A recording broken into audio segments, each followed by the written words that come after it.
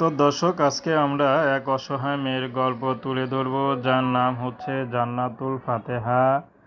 জান্নাতুল ফাতেহার বাবা আছে, ছোট একটা বোন আছে, কিন্তু তার মা নেই, কারণ তার মা অনেক আগেই মারা গিয়েছে। তো জান্নাতুল এখন ইউটিউবে এসেছে মূলত বিয়ে শাদির জন্য, কারণ জান্নাতুলের এখনো বিয়ে শাদী হয়নি। তো চাচ্ছে ভালো একটা জীবনসঙ্গী, যে তাকে একটু ভালোবাসবে, ভালো রাখবে, তেমন একটা মানুষ পেলে জান্নাতুল বিয়ে শাদী করতে রাজি আছে।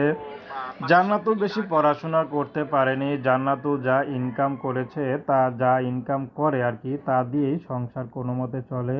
তার বাবা তার মধ্যে খুব অসুস্থ। তো এখন জান্নাতুল ইউটিউবে এসেছে ভালো একটা জীবনসঙ্গীর আশায়, যে মানুষটি তাকে একটু ভালোবাসবে, সারা জীবন পাশে থাকবে, তেমন একটা মানুষ পেলে জান্নাতুল বিয়ে শাদী করতে রাজি আছে।